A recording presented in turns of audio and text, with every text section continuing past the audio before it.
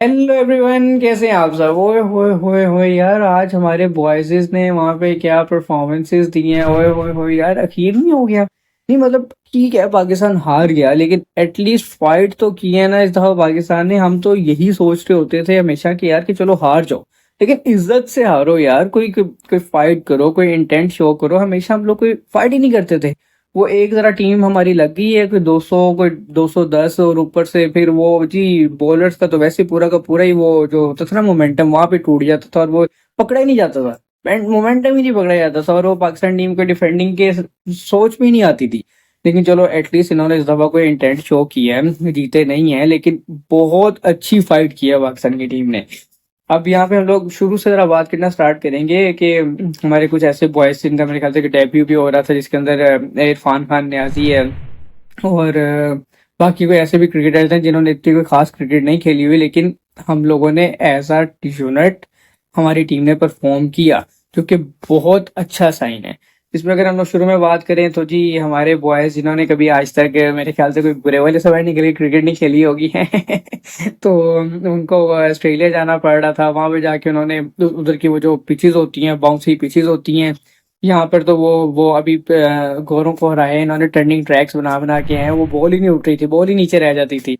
और वहां पर जी ये ऐसे ऐसे मुंह पे बॉल आ रही है, बॉल बैट पे आ ही नहीं रही और वो पकड़ी नहीं जा रही है। खेलना क्या है उसको, और उन उन बॉल्स को पाकिस्तान की बॉयज ने फेस किया। ठीक है, वहां पे हमारे वो जो यंगस्टर्स थे नहीं चले, लेकिन जिनसे हम लोग परफॉर्मेंसेस की उम्मीद रखते थे, जैसे कि बाबर आजम, रिजवान, सलमान अली आगा, ठीक है, इन्होंने परफॉर्म करने की कोशिश की। तो लेकिन फिर भी at the very same time वो परफॉर्मेंसेस नहीं आई। जिसमें अगर हम लोग शुरू से अगर बात करना स्टार्ट करें कि साइम अयूब, ठीक है, मुझे ऐसा लगता है कि साइम अयूब और अब्दुल्ला शफीक को एटलीस्ट पाकिस्तान को इस तरह की पिचेस के ऊपर 30 से 40 रन की पार्टनरशिप बना के देनी चाहिए, जो कि हमारे पास नहीं आ रही। उसके बाद साइम भी मेरे ख्याल से वो बोल्ड हो गए। फिर उसके बाद अब्दुल्ला शफीक के साथ भी कुछ ऐसा ही सीन हुआ। ठीक है, वो भी कोई इतनी खास परफॉर्मेंस नहीं दे सके। लेकिन फिर नीचे बाबर और रिजवान ने टीम को थोड़ा सा संभाला, लेकिन बाबर साहब भी फिर से वहां पे मुझे मुझे लग रहा था कोई एटलीस्ट कोई, ठीक है, उनकी तरफ से मेरे ख्याल से किसी की कोई 50 नहीं हुई ऑस्ट्रेलिया की तरफ से, लेकिन बाबर से मुझे उम्मीद थी कि वो थोड़ा बहुत स्कोर बना के देगा पाकिस्तान को। और वो कुछ ना कुछ, हम लोग जैसे कि होता है ना कि 204 ही बिल्कुल बना दिए, कोई 210-20 भी बना लेते तो ये यहाँ पर कोई डिफेंडिंग हम लोग उस सीन में आ जाते। बहरहाल उसके बाद परफॉर्मेंसेज आई, बाबर से भी आई, रिजवान से भी आई। फिर उसके बाद अगर हम लोग नीचे चले जाएं, सलमान अली आगा नहीं परफॉर्म कर सके, करना चाहिए था, बड़ा जरूरी था। इरफान खान नियाजी पहला मैच था, नहीं कर सके कुछ भी वो इतना खास। लेकिन मेरे ख्याल से इरफान खान नियाजी तो खड़ा रहा था, बल्कि सही है, इरफान खान वो कामरान गुलाम नहीं कर सके, बल्कि हाँ मुझे याद है कामरान गुलाम से नहीं हुई कुछ भी। उसके बाद नीचे इरफान खान नियाजी टेल एंडर्स के साथ खड़े रहे उन्होंने। शाहीन ने बड़ी अच्छी नॉक खेली वहां पे। अच्छा, एक हमेशा हम ये बात कर रहे होते हैं ना कि हमारे जो बॉलर्स होते हैं वही अपने स्कोर डिफेंड करने के लिए सारा स्कोर बनाते हैं, जिसके अंदर से स्कोर किया एक तो शाहीन ने, नसीम शाह ने स्कोर किया है।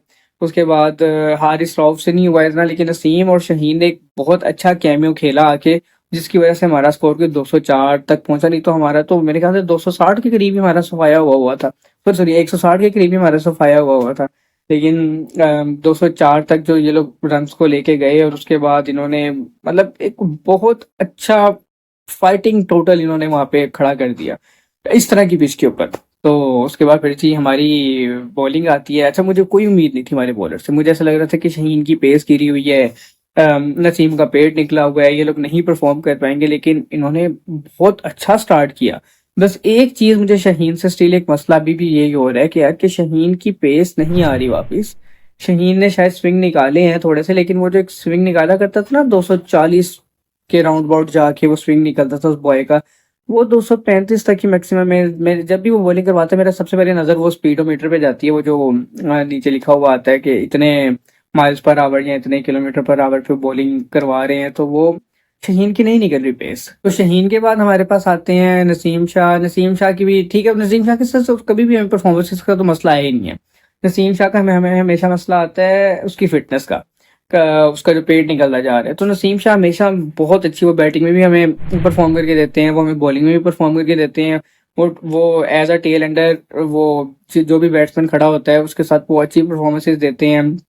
स्विंग उनका निकलता है, लेकिन हमें सिर्फ नसीम शाह से एक वो कहते हैं ना कि जो उनकी फिटनेस के मसाइल हैं वो उनके हल करते हैं। बाकी नसीम नसीम ही तो मेरे ख्याल से 140 पे बॉल करवा रहा था। उसके बाद हारिस रऊफ, ओ हो यार, वो बंदा जिससे कभी आप आसपास के टाइम में कभी उम्मीद ही नहीं रही थी कि यार कि हारिस भाई भी कभी परफॉर्म कर सकते हैं।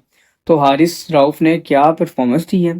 अच्छा एक बात है, हारिस रऊफ आप लोगों को ये भी याद होगा कि हारिस रऊफ को लाहौर कलंदर वालों ने जब सिलेक्ट किया था इन 2017-18, ये अभी लाहौर कलंदर की टीम में नहीं आए थे, लेकिन लाहौर कलंदर वालों ने से वो जो एक प्रोग्राम होता था, जो भी होता था प्रोग्राम जिसके थ्रू ये प्लेयर्स को ढूंढते थे, हंटिंग होती थी, और इन्होंने इसको ऑस्ट्रेलिया भेजा था।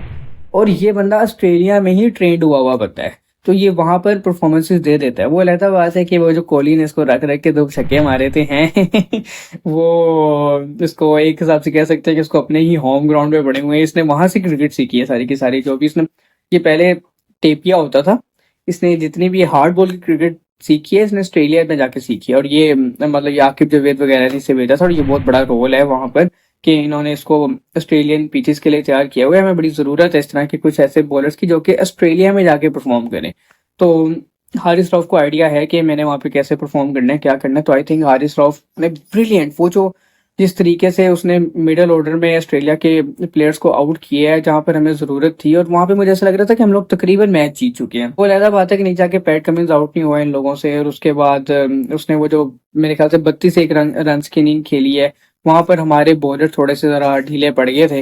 लेकिन ओवरऑल हमारे बॉयज की तरफ से ब्रिलियंट परफॉर्मेंस आई है। और हार गए ठीक है, लेकिन वो कहते हैं ना कि चलो इज्जत से हारे हैं यार, कि चलो एक फाइट की है और हम लोग जीत भी सकते थे ये मैच। लेकिन ये जो पैट कमिंस है यार, ये तो भाई ये डशकरा है, ये तो भाई खा जाए, ये बंदे खा जाए।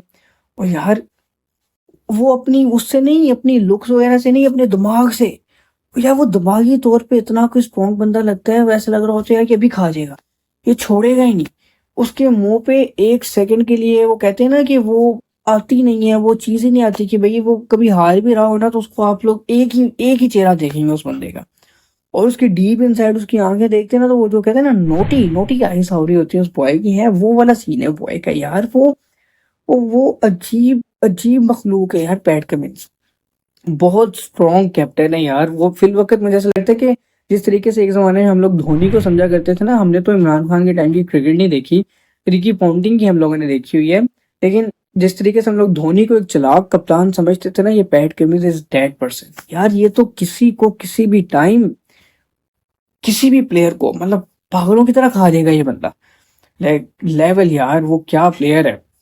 खैर उसके बाद अगर हम लोग थोड़ी सी बात करें तो नेक्स्ट मैच के लिए मुझे नहीं पता कि अगला मैच हमारा है कहाँ पे, कौन किस तरह की पिचेस पर है, लेकिन अगर इसी तरह की पिचेस पर है तो मुझे ऐसा लगता है कि इरफान खान न्याजी बड़ा अच्छा प्लेयर है, वो हमारा फ्यूचर है, उसे खिलाना है, उसे रखना है। लेकिन अगर इसी तरह की पिचेस पे मैच है ना, तो मुझे ऐसा लगता है कि आमिर जमाल को टीम में डाल लेना चाहिए। स्पिनर्स में हमारे पास साइम अयूब, सलमान अली आगा, हमारे पास एक ऑप्शन है। तो आई थिंक अगर हम लोग 5 पेसर्स के साथ चले जाएं, क्योंकि आमिर जमाल हमें बैटिंग का भी टच दे देते हैं, तो मुझे ऐसा लगता है कि हमें आमिर जमाल के साथ जाना चाहिए रेदर देन इरफान खान न्याजी। मैं इरफान खान न्याजी के बिल्कुल भी अगेंस्ट नहीं, मुझे ऐसा लगता है कि वो बहुत अच्छी फाइंड है और वो हमारा फ्यूचर है। लेकिन आमिर जमाल वो एक होता है ना कि वो पेसर भी आ जाता है, और हम लोगों को बैटिंग भी मिल जाती है एक ज़रा थोड़ी सी उसी तरीके से जैसे इरफान खान न्याजी बैटिंग करता है, वैसे ही मेरे ख्याल से आमिर जमाल बैटिंग कर लेगा। तो वो एक पेस का ज़रा एक एडअप हो जाता है, और पेस बहुत काम आ रही है इस तरह की पिचेस के ऊपर। तो I think Aamir Jamal should be in the team. और बाकी बस पाकिस्तान अगर इसी तरह ये 204 को अगर 220-30 में कन्वर्ट कर ले और फिर इसको डिफेंड करने जाए, तो आई थिंक हम लोग यहाँ पे मैचेस जीत भी सकते हैं। और मुश्किल नहीं है यहाँ पे मैचेस जीतना, मुश्किल है, सॉरी मुश्किल है, लेकिन वो कहते हैं कि नामुमकिन नहीं है। हमारी टीम के पास ऐसे पेसर्स हैं, ऐसी इन्होंने टीम सेलेक्ट की है इस दफा, जो कि वहां जाके जीत सकते हैं। दूसरा मुझे एक और बात याद आई एंड पे जाते जाते, कि वो शुरू में जब हमारे प्लेयर्स खेल रहे थे, बाबर वो जहाँ पे फील्डिंग कर रहे थे, बाबर ने बड़ा यार भागा है शुरू में तो हर हर टाइम वो बॉल वहां पे जा रही है, यहाँ पे बाबर खड़ा हुआ है, बाबर ने कोई भाग भाग के कोई रन्स बचाए हैं, कोई कोई उसकी बॉल के पीछे उसकी कोई भाग लगी है। यार शुक्र है कि हमारे कुछ इस तरह के प्लेयर्स जिनको मतलब की ज़रूरत है फिल वक्त अपनी फिटनेस ठीक करने की, और वो लोग अपना ग्राउंड में इंटेंट शो कर रहे हैं। और वो जब सबके ऊपर तलवार लटकना स्टार्ट हुई है ना कि वो कुछ होने लगा है टीम के साथ, तो इन्होंने अपनी अपनी चीज़ें वगैरह ठीक कर रहे हैं। तो अच्छी बात है, करनी भी चाहिए। मतलब बड़े ज़रूरी है यार, फिटनेस फिटनेस बहुत ज़रूरी है।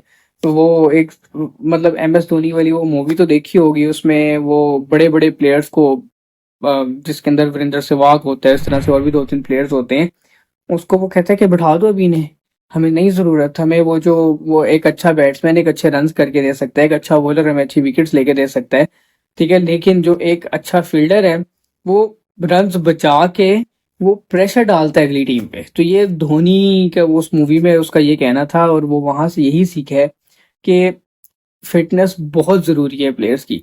वो इंजमामुल हक एक ज़माने पे ऐसी जगह पे बैटिंग किया करते थे, सॉरी एक ऐसी जगह पे फील्डिंग किया करते थे जहाँ पर मेरे ख्याल से मोस्टली वो स्लिप पे खड़े होते थे, यहाँ वो मिड ऑन पे खड़े हुआ करते थे, जहाँ पर वो बॉल के पीछे भागना ना पड़े, कुछ करना ना पड़े। लेकिन आई थिंक फिटनेस बहुत ज़रूरी है, बहुत ज़्यादा ज़रूरी है टीम में सर्वाइव करने के लिए।